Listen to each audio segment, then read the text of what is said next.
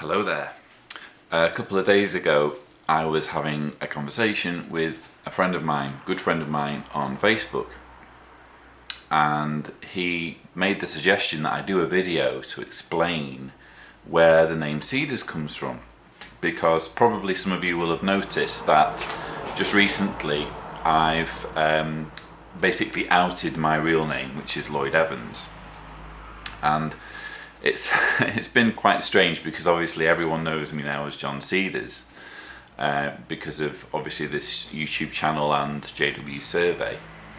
So it seems doesn't seem necessary to ditch the name entirely. Hang on, let me just. Bessie was just wandering past, so I thought I'd grab her. It doesn't seem necessary to ditch the name entirely when so many people know me under that name. So basically, I'm accepting both names now. If people want to call me by my real name, they can do, or if people want to call me John Cedars, I also, will answer to that name because it feels like my name now. I've been using it for so long. But what was I going to say? Oh yeah, so my friend said, why don't you do a video explaining where the name Cedars comes from, because he knew the story, and he said probably lots of people don't know the story and will find it interesting, so here goes. When I was first investigating, when I was first waking up from my indoctrination, one of the first websites I went on was jwfacts.com, and I was so impressed with what I saw that I thought, I've got to email this guy, Paul Grundy, who runs the site. And I sent him an email and I didn't get a reply. So, and I can sympathise now, because I now get so many emails and so many PMs that I can't keep up with them, and I have guilt complexes because I physically can't reply to all of the emails and PMs. But anyway, I digress. But so I sent a second email to Paul to say, I really would appreciate, an answer to my email. And I mentioned one or two things that he might be interested in, and one of them was my own research about the Cedar Point, Ohio convention. The famous one, I think it was in 1922, where Joseph Rutherford did his advertise event. And my concern about it was this. Bear in mind this was 2011. The previous year, 2010, Watchtower released a DVD called Faith in Action.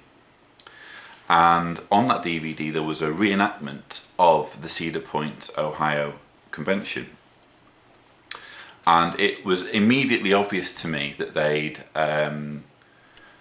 been dishonest in the way they'd reenacted it, because if you look at the pictures of the event, both in the Proclaimer's book, in the Daniel book, and even you'll see in a recent video where I talk about this very subject, in the latest God's Kingdom book, God's Kingdom Rules, you can see, if you're looking for it, that there are American flags either side of the stage. And in the Proclaimer's book, the picture is so clear that you can see that either side of the stage itself, there were American flags, actually behind where the speakers were talking. Now on the DVD, they basically changed it so that where the flags were, there was just rectangular wooden boards, which, a conscious decision was made to misrepresent part of the stage backdrop by whoever was doing this DVD, and I thought that was disgraceful. So I mentioned this to Paul in an email, and I included pictures, screen grabs, etc., to show what I was talking about. And he sent back a really nice email, very, very helpful to me in terms of acknowledging the situation I was in, because I was just waking up, very sympathetic. And on the subject of the flags, he said, probably I won't be doing a JW Facts page on it, but I would, with your permission, like to mention this on a forum. So I said, sure, definitely. And sure enough, a few days later, I get an email saying, I've now done a forum post on this. Here is the link. I hope you approve. So I went on the forum, and it was jehovahswitness.net, which I'm no longer on, but anyway. I went on the forum, and I could see that he'd done a really nice post showing all the pictures. And then I could see people commenting, and this was sort of new for me to see the way people were interacting with the information, not just reading the information but giving their thoughts on it. Some people saying, oh, it's no big deal. Some people saying, well, this is a clear evidence of Watchtower distorting its own history. And I thought, I've got to get involved here. I've got to comment and give my thoughts. And I chose the name Cedars because it was about the Cedar Point, Ohio convention. And in order to set up my account, I needed to set up an email, and part of setting up an email involved choosing not just a second name but a first name. So John was just the generic first name that we chose. And obviously later, as I started to write on JW Survey, that was the name that I wrote under, John Cedars, and it all went on from there. But probably some of you won't find that remotely interesting, but those of you who do wonder, that's how the name Cedars came about. It was basically my first interaction with fellow ex-JWs, talking about an issue that was dear to my heart. May not be dear to everyone's heart. Some people won't be bothered about it, but I did see it as dishonest, the way they basically erased, sanitized the unpleasant parts of their history and made it look as though there was no nationalism among the early Bible students when the photographs say it for themselves. And the publications as well, if you read some of the early Golden Age articles in particular, very, very nationalistic material. In fact, the finished mystery book had pages removed because the government said these are nationalistic, this is propaganda, this is anti-war rhetoric, and the pages that were removed were all about how America shouldn't be going to war.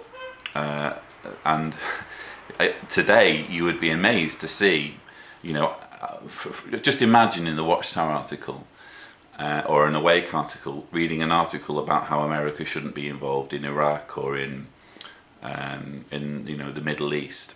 It was that sort of thing, and Watchtower doesn't want you to know that but they're quite happy to say, oh yes, we were persecuted at the time, we went to prison, and they don't give you the details as to why that was, and it was because of these pages which were for a period removed, actually physically torn out from the books. Anyway, I'm waffling now, but that's the reason why I chose the name Cedars. And in case you're kind of wondering what to call me, you can call me whatever you like, so long as it's not hideously insulting. But you can call me John Cedars, you can call me Lloyd Evans, you can call me Cedars, you can call me Lloyd, whatever you want to call me. But yeah, it's an interesting new phase. I'm glad that my real name is now out there, because there's now nothing that people can try and out about me, because everything's there, everything's on record. I've written a full story on my blog in extreme honesty about my time as a JW and the events leading up to me leaving the organisation. And yeah, it's all there, so check it out if you haven't done so already. I'm going to do another video now while I'm feeling inspired about making your own family, so look out for that, and I'll speak to you soon.